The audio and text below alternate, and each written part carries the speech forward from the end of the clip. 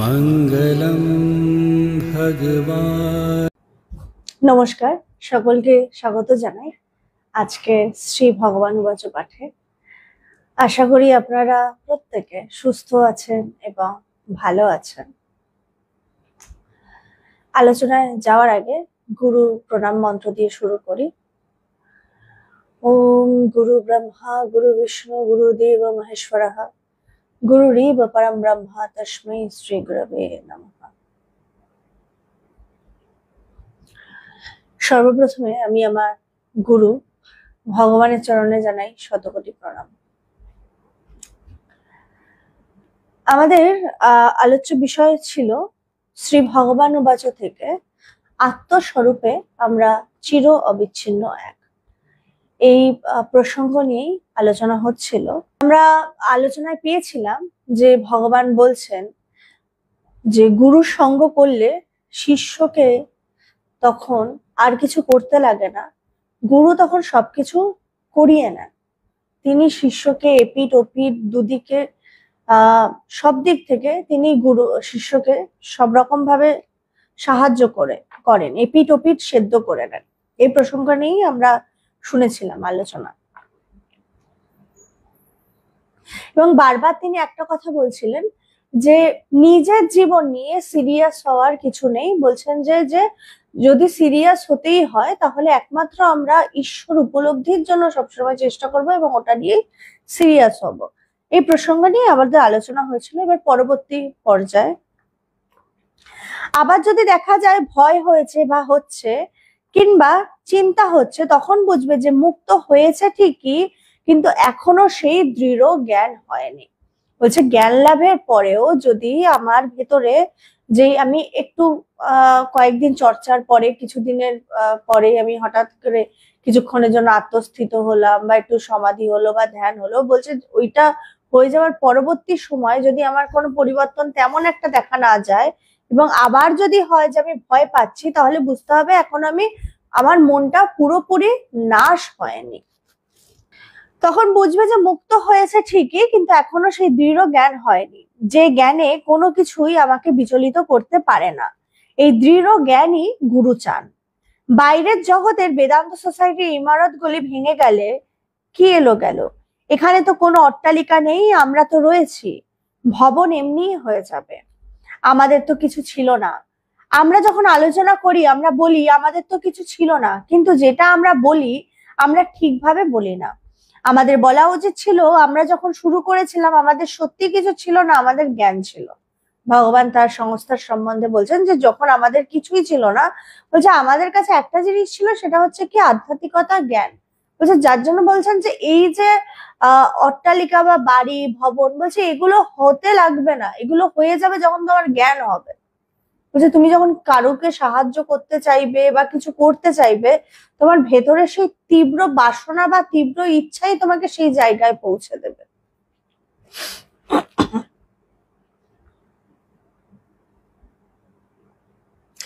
আজকে আমরা লোককে বলি যে আমাদের আশ্রম হয়েছে, এই হয়েছে, কিন্তু আমাদের বলা উচিত যে আমাদের জ্ঞান হয়েছে, জ্ঞান হওয়ার ফলে এইগুলি হয়েছে।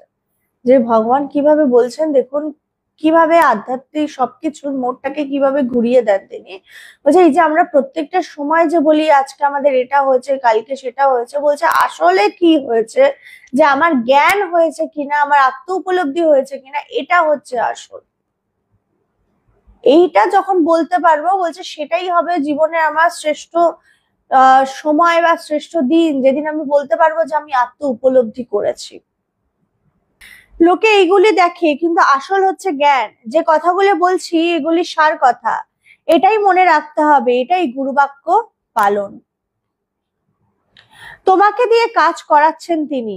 সেবানন্দকে ব্রহ্মের কথা বলা হচ্ছে না, কিন্তু বলার দরকারও হচ্ছে না। সেবানন্দ মহারাজ ভগবানের সাথে সবসময় থাকতেন এবং ভগবানের সেবায় তিনি সবসময় থাকতেন, সমস্ত কিছু ভগবানের খেয়াল রাখতেন। তো সেই হিসেবে ভগবান বলছেন সেবানন্দ মহারাজের প্রসঙ্গ তুলে যে সেবানন্দকে ব্রহ্মের কথা বলা হচ্ছে না, কিন্তু বলার দরকারও হচ্ছে না।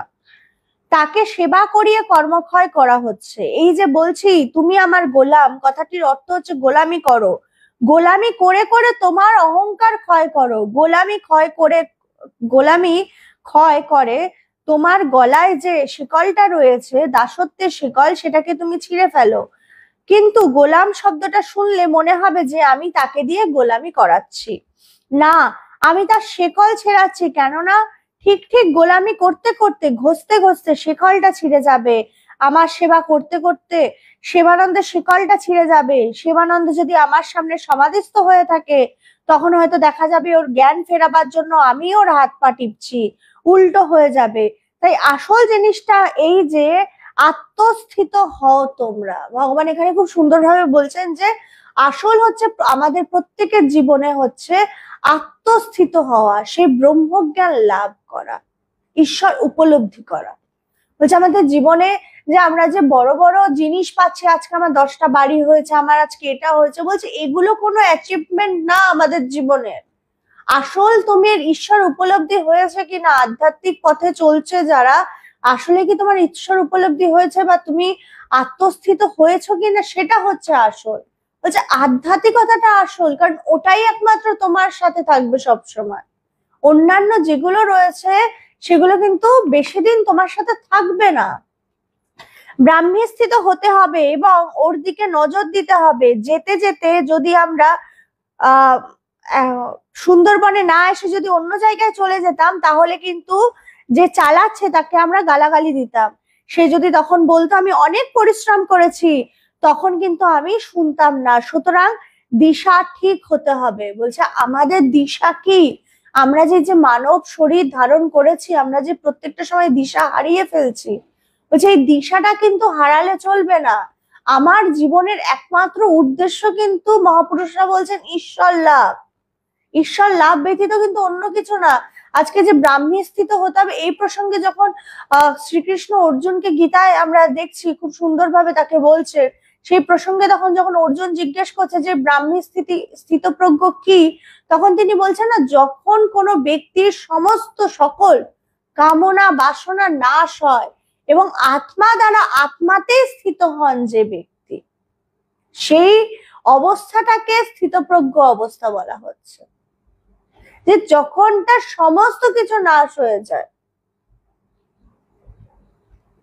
এইটা হচ্ছে আসল। বলছে সমস্ত কিছু নাশ হয়ে যাওয়ার, সমস্ত কিছু মানে আমার ভেতরে যত যেই কামনা বাসনা রয়েছে, সেই কামনা বাসনা গুলোকে আসল হচ্ছে নাশ করা, অন্য কিছু না।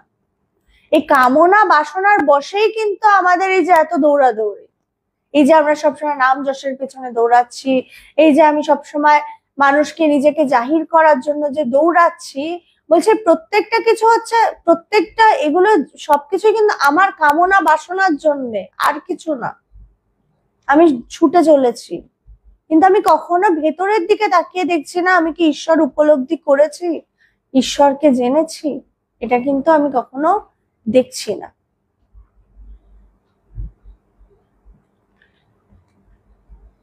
এখানেও ঠিক তাই, আধ্যাত্মিক জগতে চলতে চলতে যদি তুমি চঞ্চল হয়ে ওঠো, তাহলে হয়তো তুমি বলবে আমি আশ্রম বানালাম, বিদেশে গেলাম, আমি এত বই লিখেছি, আমি আপনার এত সেবা করেছি।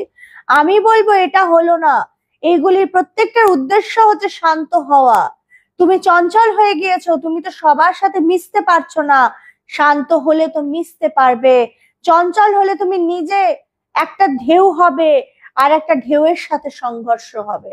বলছে এই যে চঞ্চল হয়ে ওঠা, বলছে আধ্যাত্মিক পথেও চলতে চলতে, ভগবান খুব সুন্দরভাবে এটার উদাহরণ দিচ্ছে ওই জন্যে যে আধ্যাত্মিক পথে চলতে চলতে আমরা অনেক সময় বিরাট বিদ্বান হয়ে উঠি, বিরাট পণ্ডিত হয়ে উঠি, অনেক বই রচনা করে ফেললাম পাণ্ডিত্য দেখানোর জন্য, অনেক কিছু করে ফেলেছি, বিদেশে বিশাল আশ্রম আছে, আমার এত আশ্রম আছে, অনেক কিছু নিয়ে আমি সবসময় চর্চা করছি, কিন্তু দেখা যাচ্ছে যে আমি ভেতর থেকে প্রচন্ড চঞ্চল, আমার চঞ্চলতা কমছে না, আমি মানুষের সাথে মিশতে পারছি না, আমার একটা আলাদা স্ট্যাটাস হয়ে গেছে আধ্যাত্মিক কথা চর্চা করতে করতে। এই জন্য ভগবান খুব সুন্দরভাবে আধ্যাত্মিক এই যে আধ্যাত্মিক জীবন যাপন কিভাবে চালাবো, সেই প্রসঙ্গে তিনি আমাদের 12টা সাধন প্রণালী যেটাকে বলা যেতে পারে, সেই 12টি সাধন প্রণালীর মধ্যে প্রথমটি যেমন হচ্ছে করতে হবে ধ্যান, তার ঠিক তেমন ভাবে 12টির মধ্যে 11 নম্বর পয়েন্টে তিনি বলছেন সব শেষে ছাড়তে হবে আধ্যাত্মিকতার অহংকার। বলছে এই যে আধ্যাত্মিক চর্চা করতে করতেও আধ্যাত্মিক জীবনে, আধ্যাত্মিক জগতে আমাদের মধ্যে একটা অহংকার সৃষ্টি হয়, আমি যেন বিরাট কিছু। বলছে যে ঠিক ঠিক আধ্যাত্মিক চর্চা করছে, যে ঠিক ঠিক উপলব্ধি করেছে, সে প্রচন্ড শান্ত হবে। এবং বলছে সবার সাথে তাহলে মিশতে পারবে কিভাবে? কারণ সে তখন উপলব্ধি করবে যে সর্বভূতে সেই এক আত্মায় স্থিত। তাই জন্য তখন সে যতই তাকে মানুষ আমরা দেখি না যে মহাপুরুষদের স্বভাব কেমন হয়। আজকে যদি আমরা ঠাকুর রামকৃষ্ণ দেবের প্রসঙ্গ দেখছি, শুনছি, আজকে আমরা যত মহাপুরুষ আছে, আজকে আমার গুরুদেবের প্রসঙ্গ, তারা কতটা সরল ছিলেন, মাটির মানুষ ছিলেন। কিভাবে তারা কিভাবে মানুষের সাথে সরল ভাবে সবার সাথে চলাফেরা করতেন, কিভাবে? কারণ তারা প্রত্যেকের মধ্যে সেই ঈশ্বরকে দেখতেন, আর কিছু না। তিনি প্রত্যেকের মধ্যে বাইরে থেকে নারী পুরুষ নাম রূপ এগুলো দেখতেন না, তারা ভেতরে যে সেই ঈশ্বর আছে তাকে দেখতেন। যার জন্যে তার যে শিষ্যদের প্রতি ভালোবাসা, বা তার কাছে যারা আসতেন বা যারা না আসতেন, প্রত্যেকের প্রতি তাদের সমান ভালোবাসা থাকতো। এইরকম না যে যারা একদিন এসে খুব রয়েছেন, খুব তার সেবা করছেন, তাকেই খুব ভালোবাসছেন, আর যে তার দিকে ফিরে তাকাচ্ছেন না তাকে, তাদের অদ্ভুত একটা ভালোবাসা হয় এবং সবার প্রতি সমান হয়। এইভাবেই হয় যে কারণ তাদের দৃষ্টিভঙ্গিটা অন্যরকম হয়। এগুলির প্রত্যেকটার উদ্দেশ্য হচ্ছে শান্ত হওয়া। তুমি চঞ্চল হয়ে গিয়েছো, তুমি তো সবার সাথে মিশতে পারছো না। শান্ত হলে তো মিশতে পারবে। চঞ্চল হলে তুমি নিজেকে একটা ঢেউ মনে করবে, আর একটা ঢেউয়ের সাথে সংঘর্ষ হবে। যেমন আজকে আমরা লঞ্চে করে আসছিলাম, আমাদের পাশে 10 মিনিটের জন্য একটা লঞ্চ দাঁড়িয়েছিল, সেখানে ওরা একটা বাজার বসিয়ে দিল। আমি তাড়াতাড়ি বললাম এখান থেকে চলো, কেননা এখান থেকে না বেরোলে আমি তো ভগবানের নাম জপ করতে পারবো না, কৃষ্ণ নাম করতে পারবো না। ওদের সাথে আমাদের তফাৎ আছে, আমরা অনেকটা শান্ত করেছি নিজেকে, ওরা তো শান্ত করার পদ্ধতি জানে না, ওরা লাফাচ্ছে, ওরা লাফাবেই, ওটাই জগতের চেহারা। আমরা নিজেদের কিছুটা শান্ত করতে পেরেছি, তাই তো ওদের হইচই আর আমাদের আর ভালো লাগে না। এই আধ্যাত্মিক চর্চা আমাদেরকে কেমন শান্ত করেন দেখুন। যে বলছে এই চর্চা কি করে, আমাকে এমন শান্ত করে, চারিদিকে যত চঞ্চল জিনিস হয় তখন আমরা ওটা থেকে আপনা আপনি দূরে সরে আসি। যেখানে বেশি বৈষয়িক আলোচনা হচ্ছে, যেখানে আমাকে কোনো নিমন্ত্রণ করলে, যেখানে প্রচুর লোকের গ্যাদারিং হচ্ছে, আমরা নিজেরাই ওর থেকে দেখা যায় অল্প অল্প অল্প অল্প করে সরে আসতে থাকি। কারণ আমার মনে হয় না, এর থেকে বেশি জরুরি হচ্ছে আমার নিজেকে শান্ত করা, নিজেকে শান্ত রাখা। ওই গল্প করে সময় নষ্ট না করে ওইটুকু সময় আমার বাড়িতে বসে জব ধ্যান করলে মনে হয় বেশি কাজে দেবে। হচ্ছে এই আধ্যাত্মিক চর্চা জীবনটাকে এইভাবে পরিবর্তন করে দেয়। আধ্যাত্মিক চর্চা বলছে, তাই জন্য বলছে আধ্যাত্মিক চর্চা করতে করতে বলছে নিজেকে একটা বিশাল ঢেউ মনে করলে হবে না। বলছে তাহলে ঢেউয়ে ঢেউয়ে কিন্তু সংঘর্ষের ব্যাপার থাকে, তুমি যখন নিজেকে একটা বিরাট বড় ঢেউ মনে করবে। এই অহংকারটা কিন্তু এই আধ্যাত্মিক চর্চা করতে করতেও যে অহংকার উৎপন্ন হয়, বলছে সেটাকেও কিন্তু নাশ করতে হবে। তখনই কিন্তু সেই স্থিতপ্রজ্ঞ অবস্থা, যেটা ব্রাহ্মী স্থিত, যে ব্রহ্ম স্থিত যে অবস্থা, সেখানে আমি পৌঁছাতে পারবো। এবং সেখানে যখন পৌঁছাবো তখন আমার কামনা বাসনা কিচ্ছু থাকবে না। বলছে আত্মা দ্বারা আত্মাতেই স্থিত থাকবো। তখন আমি প্রত্যেকটা মুহূর্তে যে অন্য বলে আমি প্রত্যেকটা সময় যে দেখছি, আমার দৃষ্টিভঙ্গি সমস্তটা পাল্টে যাবে। আমার ভেতরে রেষারেষি, আমার ভেতরে ঈর্ষা, আমার ভেতরে হিংসা, সমস্তটা চলে যাবে। যে সমস্তটা চলে যাবে কেন? তখন আমি উপলব্ধি করব যে আমার ভেতরে যিনি আছেন তিনি সবার ভেতরে রয়েছে। বলছে এটা মুখস্থ করলে হবে না, এটা উপলব্ধির বিষয়। তাই জন্য মহাপুরুষরা সবসময় বলছেন, কত ভালো বক্তা, কত ভালো বই লিখেছেন, কত বড় জ্ঞানী, সেটা আসল না। আসল হচ্ছে তুমি উপলব্ধি করেছো কিনা, তুমি সেই জায়গায় পৌঁছেছো কিনা। তুমি যদি সেই জায়গায় পৌঁছাও, তুমি যদি মূর্খ হও, তাই জন্য গীতাতে বলছে যে মূর্খকে দিয়ে কিন্তু তিনি বিরাট পাণ্ডিত্যের কথা বলাতে পারেন। কিভাবে?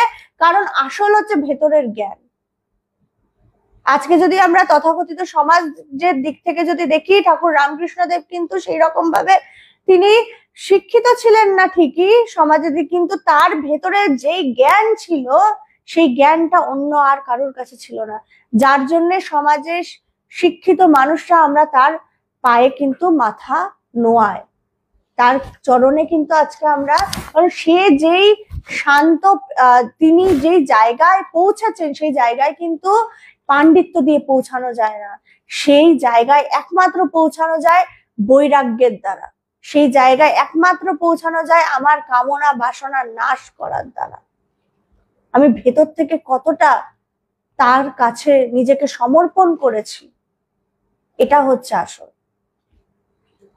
আমরা জানি a plus B whole square equal to a square plus 2ab plus B square, অঙ্কটা দেওয়া আছে, উত্তরটাও আছে, কিন্তু উত্তরটা তো আমাকে মেলাতে হবে, একটা বড় অঙ্ক প্রমাণ করো, উত্তরটা দেখা গেল 1, কিন্তু এই অঙ্কটা লিখে নিচে 1 বসিয়ে দিলে কিন্তু তোমাকে নম্বর দেবে না, তোমাকে অঙ্কটা করে আসতে হবে, করে এসে উত্তরটা দিতে হবে 1। এখানেও গুরু বলছেন যে আমাদের ধ্যান ধারণা সাধন জপ তপ সন্ন্যাস গারস্থ ভক্তি ভক্ত এর আসল উদ্দেশ্য হচ্ছে বোধ করা। দেখুন ভগবান বলছেন যে আমরা যেই পথেই আছি না কেন, সন্ন্যাস জীবন হোক, গারস্থ জীবন হোক, ব্রহ্মচর্য জীবন হোক, ভক্ত হই, যেই হই না কেন, বলছে আমাদের প্রত্যেকের জীবনের উদ্দেশ্যটা কি? উদ্দেশ্য হচ্ছে কিন্তু আসলে বোধ করা, উপলব্ধি করা। কি বোধ করা? ব্রহ্ম। বোধ করলাম ব্রহ্ম, আমি যে স্বয়ং সেই ব্রহ্ম কিংবা ঈশ্বর, এটাকে বোধ করতে হবে। দ্বিতীয় কথা হচ্ছে বোধ করলাম, কিন্তু তার ব্যবহারিক দিকটা আছে, তার ব্যবহারিক দিকটা হচ্ছে আত্মস্বরূপে আমরা চির অবিচ্ছিন্ন এক, জ্ঞান এবং জ্ঞানালোক এক, সেখানেও যদি আমরা একসাথে মিলতে না পারি, দেখুন কিভাবে বলছেন, যেটা আমাদের গন্ডগোল হচ্ছে এবং গুরু ব্যথিত হচ্ছে, বলছে আমরা তো এগুলো সব জেনে গেলাম যে একমাত্র সেই ব্রহ্মে পৌঁছাতে হবে এবং ব্রহ্ম ব্যতীত দ্বিতীয় বস্তু নেই, এবং আমি কিছুদিন চর্চা করতে করতে একটা গভীর আমার সমাধি হলো বা ধ্যান হলো, এবং সেখানে আমি উপলব্ধি করলাম সেই ব্রহ্ম ব্যতীত দ্বিতীয় বস্তু নেই এবং সর্বভূতে সেই এক ব্রহ্মকে অনুভব করছি, এবং কিছুদিন পরে যেহেতু আমি সেই জায়গায় পুরোপুরি স্থিত হতে পারিনি, এটা কিন্তু হয়, পুরোপুরি সেই জায়গায় যেহেতু আমি স্থিত হতে পারিনি, আবার বৈষয়িক আলোচনার প্রসঙ্গে গিয়ে আবার কি হয়, আমাদের মধ্যে গন্ডগোল শুরু হয়ে যায়।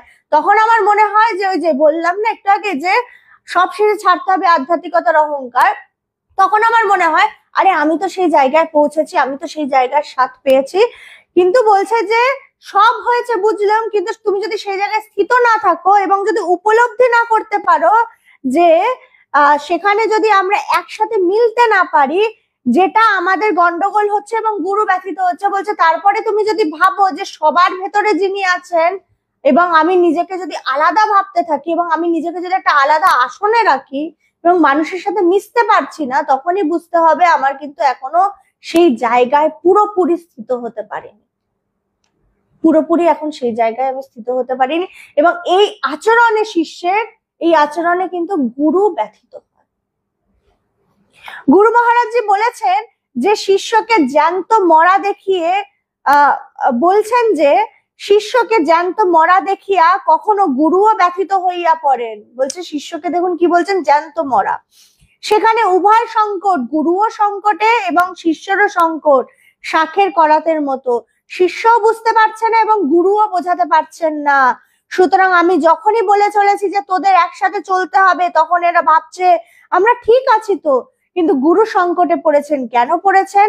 তুমি বলছো তোমার জ্ঞান হয়েছে, তোমার মধ্যে অভিমানও আছে, বলছে শুধু জ্ঞান হয়েছে না, শুধু জ্ঞান হয়ে গেল তা না, বলছে তোমার মধ্যে অভিমানটা যে আছে যে আমার জ্ঞান হয়েছে, আমি বিরাট কিছু হয়ে গেছি আধ্যাত্মিক চর্চা করতে করতে, সেইটাকেও নাশ করতে হবে।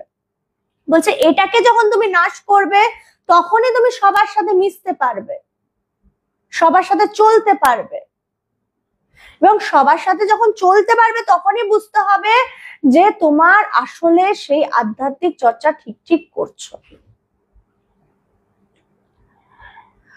বলছে তখন এরা ভাবছে আমরা ঠিক আছি, কিন্তু গুরু সংকটে পড়েছেন। কেন পড়েছেন? তুমি বলছো তোমার জ্ঞান হয়েছে, তোমার মধ্যে অভিমানও আছে, তোমার জ্ঞান হয়েছে, কিন্তু ব্যবহারিক জগতে ব্যবহার করতে গিয়ে তুমি উল্টো পাল্টা করে ফেলছো, তোমার আচরণ ভিন্ন ভিন্ন হয়ে যাচ্ছে।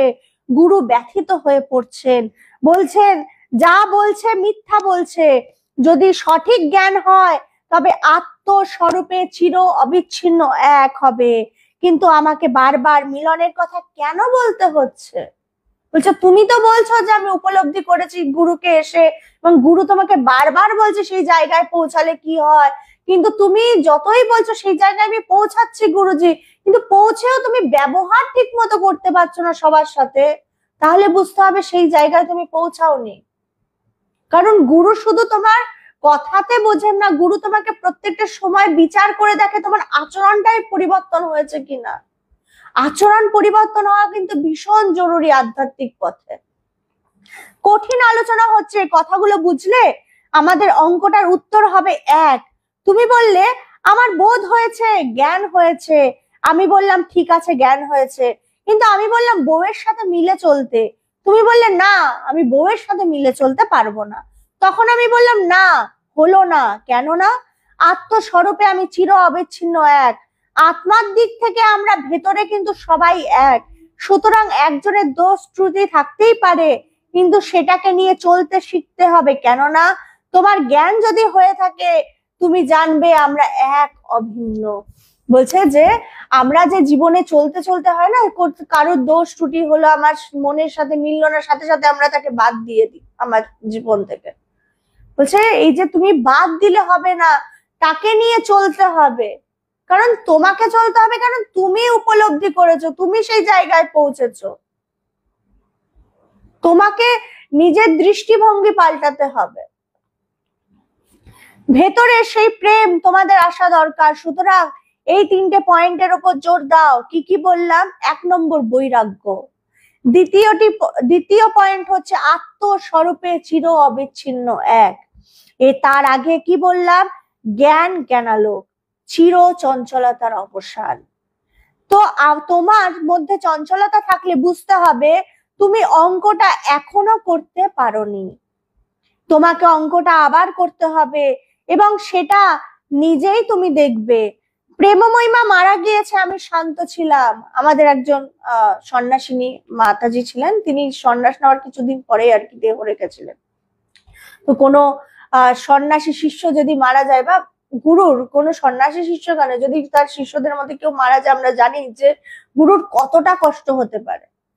তো ভগবান সেই প্রসঙ্গে বলছে প্রেমময়ী মা মারা গিয়েছে, আমি শান্ত ছিলাম, এবার আমি নিজেকে নিজে দেখলাম যে আমি অনেক শান্ত, কোনো কিছুই যেন আমাকে বিচলিত করতে পারেনি।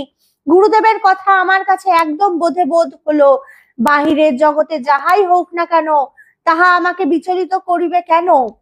আমি সব কাজ সুন্দরভাবে করলাম, কিন্তু এটা যদি তোমাদের জীবনে হয় চির চঞ্চলতার অবসান, তীব্র বৈরাগ্য আর আত্মস্বরূপে আমরা চির অবিচ্ছিন্ন এক, তাহলে যে সংকটে আমরা পড়েছি সেই সংকটটা আর থাকবে না। আমরা একটা বিরাট দল নিয়ে এসেছি, এখানে তোর একটা পরিচয় আছে, এ তোর মেয়ে আর তুই ওর বাবা, এই একটি জাগতিক পরিচয় আছে, কিন্তু এর চেয়েও বড় পরিচয় আছে, ও আমার ভক্ত, তুইও আমার ভক্ত। একজন বাবা মেয়ে ভগবানের সামনে বসে রয়েছে, সেই প্রসঙ্গে তিনি ভগবান তাকে বলছে যে এই যে জাগতিক পরিচয় নিয়ে তোমরা বসে রয়েছে, যে তুমি ওর বাবা এবং মেয়েটি তুমি ওর বাবা নিয়ে ভাবছো আর ও ভাবছো তোমার মেয়ে, বলছে এই পরিচয় থেকে যদি তুমি বেরিয়ে যাও, তোমরা দুজনেই তো আমরা সামনে বসে রয়েছো, এবং যদি তোমাদের নিজেদের পরিচয়টাকে আরো বৃহৎ করতে যাও, তুমি যদি মেয়েটি যদি ভাবে আমার বাবা তার ভক্ত, এবং বাবা যদি ভাবে মেয়েটি আমার গুরুর ভক্ত, বলছে তাহলে কি হবে? তাহলে দেখবে তুমি অন্যভাবে দেখতে পারবে, তাহলে তোরই লাভ। আর ও যদি দেখে যে আমার বাবা নয় ভগবানের ভক্ত, তাহলে কিন্তু ওরও বেশি লাভ হবে। সেই জন্যই বলছি যে জ্ঞান দিয়ে দেখো, জ্ঞানের দৃষ্টি দিয়ে দেখো, তাহলে জিনিসটা পরিষ্কার হয়ে যাবে। এটা কিভাবে করব? সংকট মোচনের একমাত্র উপায় হচ্ছে গুরু বাক্য পালন, এটাই গুরু বাক্য। আমরা যদি এই জায়গায় পৌঁছাই, সব সমস্যাগুলির সমাধান হবে, চির চঞ্চলতার অবসান। এটার জন্যই তোমার এখানে আসা, উপাধ্যক্ষ হওয়ার জন্য এখানে আসা নয়। গুরুদেব বলেননি যে উপাধ্যক্ষ হওয়াই তোমার জীবনের উদ্দেশ্য। বলছে আমরা যখন আধ্যাত্মিক জীবনেও চলতে শুরু করি তখন কি করি, আমরা যেই সংস্থার সাথে জুড়ে যাই, যে কোনো সংস্থার সাথে, তখনই আমার মনে হয় কিছুদিন চলতে চলতে আমাকে ওই জায়গায় পৌঁছাতে হবে, আমাকে উপাধ্যক্ষ হতে হবে, আমাকে সংস্থার কোনো একটা দায়িত্বে যেতে হবে। আমার যে আসল উদ্দেশ্য, জীবনের উদ্দেশ্য, আমি কেন সংস্থায় যুক্ত হয়েছিলাম, ঈশ্বর উপলব্ধি করতে হবে, ঈশ্বরকে নিয়ে থাকতে হবে, ধ্যান কিভাবে করতে হয় সেগুলো নিয়ে শিখবো। এগুলো বাদ দিয়ে হঠাৎ করে আমি চলে গেলাম সংস্থার মাথায় গিয়ে আমি বসবো, এইখানে আমি চলে গেলাম, সংস্থার সমস্ত পরিচালনার দায়িত্বে আমি চলে যাব। বলছে এইগুলো না, বলছে তাহলে তো তুমি তোমার দিশা থেকে আবার অন্যদিকে চলে গেলে। বলছে তোমার জীবনের উদ্দেশ্য উপাধ্যক্ষ হওয়া নয়। গুরুদেব বলেননি যে তোমার জীবনের উদ্দেশ্য উপাধ্যক্ষ হওয়া একমাত্র। জীবনের উদ্দেশ্য হচ্ছে চির চঞ্চলতার অবসান। চঞ্চলতা আছে বলে উল্টো পাল্টা করে ফেলো, বলে ফেলো, চঞ্চলতা আছে বলে ভুলভাল কথা বলে দাও, চঞ্চলতা না থাকলে ভুল কথা বলার প্রশ্নই থাকে না। তাই শুধু মুখে বললে হবে না যে আমার হয়ে গিয়েছে, আমাকে প্রমাণ করে দেখাতে হবে হয়ে গিয়েছে। বলছে অনেকে আমরা বলি না যে জাহির করি আমার জ্ঞান লাভ হয়েছে, আমি শান্ত হয়েছি। বলছে এগুলো শুধু মুখে বললে হবে না, তোমাকে তোমার জীবন দিয়ে করে দেখাতে হবে। আমাকে প্রমাণ করে দেখাতে হবে যে তোমার হয়েছে। যদি এখানে প্রচন্ড বিপদ আসে তখন আমাকে প্রমাণ করে দেখাতে হবে যে আমি শান্ত আছি। কেননা এটাই শেখাচ্ছে গুরু। গুরু কোনো চুক্তি করেননি যে তুমি চিরদিন মাংস ভাত খাবে। তোমাকে বলেছে বাইরের জগতে যা কিছুই হোক তুমি বিচলিত হবে না, ওখানে তোমাকে পৌঁছাতে হবে। আত্মস্বরূপে কিন্তু আমরা চির অবিচ্ছিন্ন এক, এটাকে বোধ করতে হবে। আর চির চঞ্চলতার অবসান, ওটার জন্য এখানে এসেছো। কোনো প্রেসিডেন্ট, কোনো সন্ন্যাসী হওয়ার জন্য নয়। তাই এই উপদেশটা তো সবার জন্য, চির চঞ্চলতার অবসান। বলছে তোমার জীবনের আসল উদ্দেশ্য কি, হচ্ছে চির চঞ্চলতার অবসান। যখন জীবনে প্রচন্ড বিপদ আসবে, বলছে তখনই পরীক্ষা যে তোমার ভেতরটা বিচলিত হচ্ছে কিনা। আমরা দেখছি না যে জনক রাজা বসে আছেন গুরুর সামনে, গুরুর থেকে শিক্ষা নিচ্ছেন, গুরুর আদেশ শুনছেন। সেই সময় তার রাজ্যের একজন এসে খবর দিচ্ছে যে রাজা আপনার রাজ্য পুড়ছে, জনকপুরী জনকের রাজ্য পুড়ছে। তখন সে বলছে যে রাজ্যকে পুড়ছে, পুড়তে দাও। সে গুরুর পাদদেশ থেকে কিন্তু নড়েননি, একবারের জন্যও নড়েননি, তার ভেতরটা বিচলিতই হয়নি। কারণ এই রাজ্য তিনি জানেন, এই যে গুরুর সংস্পর্শে থাকা, গুরুর পাদদেশে ঠাঁই পাওয়া, বলছে তখন সেটা বিশ্বের যেখানেই পৌঁছে যায় না কেন সব থেকে শ্রেষ্ঠ স্থান হচ্ছে গুরুর চরণ। গুরুর চরণ ব্যতীত আর অন্য কোনো শ্রেষ্ঠ স্থান নেই। আমরা খুব সুন্দর একটা প্রসঙ্গ জানি না, আজকে কার্তিক আর গণেশের যে একটা প্রসঙ্গ, যে দুর্গা মা দুর্গা, আমরা শুনেছি এই কথাটা, যে মা দুর্গা বলছেন যে গলায় একটা মুক্তোর মালা তিনি পরে রয়েছেন এবং তিনি তার কার্তিক এবং গণেশ দুই ছেলেকে বলছেন যে যে সবার আগে পৃথিবী ভ্রমণ করে আসতে পারবে আমি তাকে এই মুক্তোর মালাটা দেব। তখন কার্তিক তো মনে মনে ভীষণ খুশি যে এই মুক্তোর মালা একমাত্র আমিই পাবো, কারণ আমার বাহন হচ্ছে ময়ূর এবং আমি পুরো পৃথিবী ভ্রমণ করে তাড়াতাড়ি চলে আসব। আর গণেশের বাহন তো ইঁদুর, ও কি করে পুরো পৃথিবী ভ্রমণ করবে এত তাড়াতাড়ি। তো সেক্ষেত্রে আমরা দেখছি যে কার্তিক কিন্তু শোনার সাথে সাথে বেরিয়ে গেল পুরো পৃথিবী ভ্রমণ করতে। তারপরে যখন কার্তিক ফিরে আসছেন, ফিরে এসে দেখছেন যে তার ভাই গণেশ সেই মুক্তোর মালা পরে বসে রয়েছে। তখন তো সে ভাবছে এটা কি হলো, যে ও এত তাড়াতাড়ি কি করে এই পৃথিবী ভ্রমণ করলো, ওর তো বাহন হচ্ছে ইঁদুর, সেই নিয়ে তো ওর পুরো পৃথিবী ভ্রমণ করা সম্ভব নয়। তখন সে মাকে জিজ্ঞেস করছে মা এটা কি করে হলো। মা তখন বলছে যে ও আমাকে ভ্রমণ করে বলল তুমিই তো আমার পৃথিবী, তুমিই তো আমার সবকিছু, তাই আমি তোমাকে ভ্রমণ করাতেই আমার পুরো পৃথিবী ভ্রমণ হয়ে গেল। এই কথা শুনে মা খুশি হয়ে তার গলায় মুক্তোর মালা দিয়ে দিল। এই যে ব্যাপারটা, এই আসল বিষয়বস্তু যে বুঝে যেতে পারে যে আমার গুরুই আমার সবকিছু, আমার গুরুই সবকিছু, যে বুঝে গিয়ে যে গুরু চরণ ধরে পড়ে থাকতে পারে, তখন বলছে তার আর কিছুই লাগে না। তার বাহন ইঁদুর হোক বা যাই হোক না কেন, সেই তখন একমাত্র সে আধ্যাত্মিক জীবনে সেই জায়গায় পৌঁছাতে পারে, চিরচঞ্চলতার অবসান এই জায়গাটায় পৌঁছাতে পারে। এই চিরচঞ্চলতার অবসান তখন কি হবে, যে পৃথিবীতে যা কিছু হয়ে যাক, কোনো কিছুই আমার ভেতরকে চঞ্চল করতে পারবে না। আমি ধীর স্থির থাকবো। আমি তখন ভেতর থেকে এইভাবে বলতে পারবো জনক রাজার মতো, যে মিথিলা পুড়ছে, পড়তে দাও, মিথিলা পুড়ছে, তাতে তার তোমার কিছু যায় আসবে না। তখন এই রকম হবে যে এই জায়গায় কিন্তু পৌঁছাতে হবে। এই জায়গায় যখন আমি পৌঁছাবো, যে আমি দেখবো মাঝে মাঝে আমার নিজেকে পরীক্ষা করতে হবে। জীবনে প্রত্যেকটা দিনই তো কিছু না কিছু সমস্যার মধ্যে আমরা পড়ি।